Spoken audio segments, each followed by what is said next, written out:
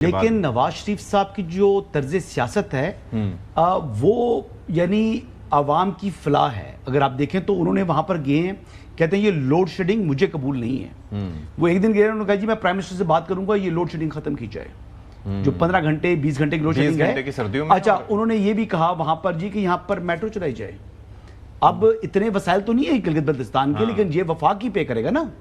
تو نواز شریف صاحب تو جہاں جاتے ہیں وہاں پر تعمیر و ترقی کی بات کرتے ہیں. وہ کہتے ہیں کہ جی میں یہاں پر آؤں گا تو وہ کارکردگی پر وہ ووٹ مانگتے ہیں.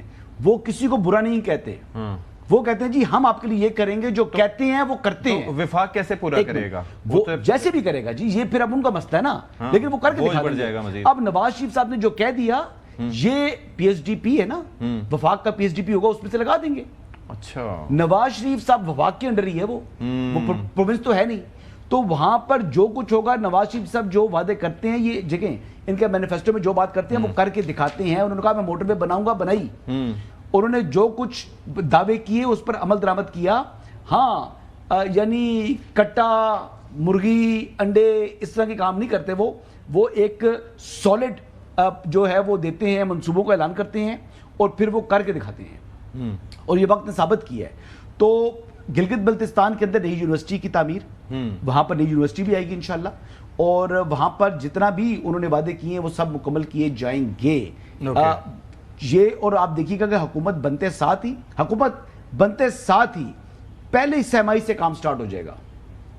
پہلی سہمائی سے گلگت بلتستان کے لیے جو نواز شریف صاحب اناؤنس کر کے گئے ہیں اس پر عمل درآمد شروع ہو جائے گا. یہ آج اپنے پاس لکھ کے رکھ لیں.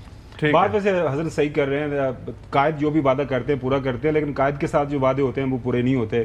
حضرت یوب صاحب سمیت اور بھی ہمارے کافی دوست ان کو لینے کے لیے گئے, چارٹر پلین پہ لائے, ریڈ کارپٹ ہم نے ویلکم دیا, اور اخبارات کے اندر ہم نے پورے اشتہارات چھپوا دیے کہ جی وزیر اعظم انشاءاللہ محترم نواز شریف صاحب.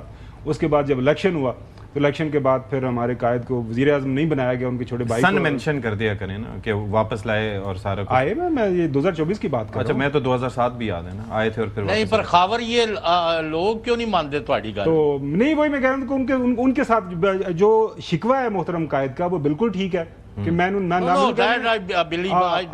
آگے بڑھیں, قدم بڑھائیں اور پیچھے سے لوگ غائب ہو جاتے ہیں. مجھے یہ بتائیں کہ عام آدمی کیوں نہیں سمجھتا کہ نواز شریف نے دودھ اور شہد کی نہریں بہا دی ہیں, ووٹر ان کو جو ووٹ نہیں ڈالتے لاہور میں.